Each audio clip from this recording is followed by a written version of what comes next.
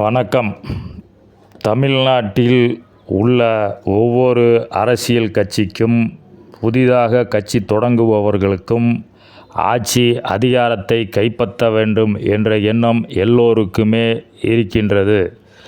இன்றைக்கு ஒவ்வொரு கட்சியும் ஆட்சியையும் அதிகாரத்தையும் கைப்பற்றிப்பட வேண்டும் என்று எல்லோருக்கும் ஒரு ஆசை இருக்கிறது. தமிழ்நாட்டில் ஆட்சி அமைக்க வேண்டுமென்றால் 234 சட்டமன்ற தொகுதியில் பெரும்பான்மையாக 117 சட்டமன்ற தொகுதியில் நாம் வெற்றி பெற்று இருக்க வேண்டும். அதே நேரத்தில் கூட்டணி கட்சியோடு நாம் இணைந்து கூட்டணி ஆட்சி அமைக்க விரும்பினால் நாம் குறைந்தது அந்த 117 சட்டமன்ற தொகுதியில் குறைந்தது ஒரு 10% அதாவது குறைந்தது ஒரு 15 சீட்டுகள் சட்டமன்ற உறுப்பினர்களை பெற்ற கட்சியாக நாம் இருக்கும்போது தான் ஆட்சியில்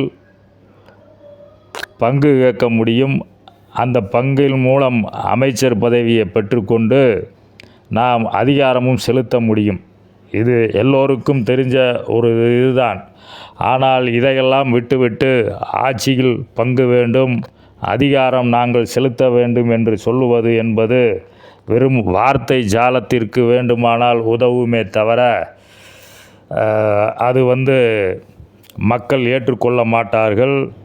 சம்பந்தப்பட்ட ஆட்சி செலுத்தக்கூடிய கட்சியும் பெரும்பான்மை பெற்ற கட்சியும் அதை ஏற்றுக்கொள்ள மாட்டார்கள்.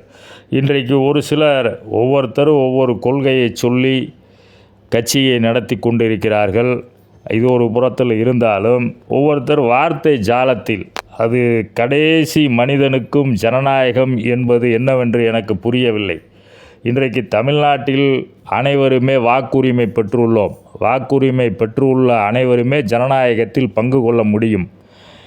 எளிய மக்களுக்கும் அதிகாரம் அப்படின்றது எல்லாருமே இன்றைக்கு இந்திய நாடு ஒரு சுதந்திர நாடு. இந்த நாட்டில் எல்லாருக்குமே எல்லா அதிகாரமுமே இருக்குது.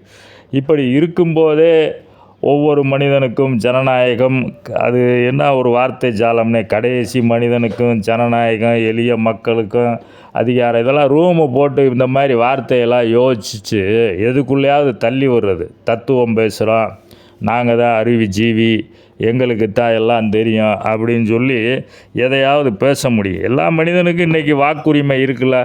எல்லா மனிதனுக்கும் அவன் வாழக்கூடிய உரிமை இருக்கிறது. அதுவும் இந்திய அரசியல் சட்டம் என்ன சொல்லுதுன்னா, நீ வெறுமன உயிர் வாழ்வது மட்டுமே உன்னுடைய கடமை கிடையாது. உரிமை உள்ள மனிதனாக இந்தியாவில் நீ உயிர் வாழணும். அந்த உரிமை பேச்சுரிமை, எழுத்துரிமை, கருத்து சொல்லும் உரிமை, இந்தியாவில் எங்கும் நடமாடும் உரிமை என்று தான் அது சொல்லுகிறது. ஒவ்வொரு மனிதனுக்குமே உண்டு. இப்படிப்பட்ட சூழ்நிலையில் இந்த மாதிரியான வார்த்தை ஜாலங்கள், அந்த வார்த்தையே புரிய மாட்டேங்குது. கடைசி மனிதனுக்கும் ஜனநாயகம், எல்லோரும் தான் ஓட்டு போடுறோம்ல. எளிய மக்களுக்கு அதிகாரம், எளிய மக்களும் இன்றைக்கி தேர்தல் ஜனநாயகத்தில் பங்கு கொண்டு அவர்களும் இப்போ ஒரு வார்டு கவுன்சிலராக எல்லோரும் நிற்க முடியும். அவங்க நின்று ஜெயிச்சிட்டாங்கன்னா அவங்களும் அதிகாரம் செலுத்த முடியும்.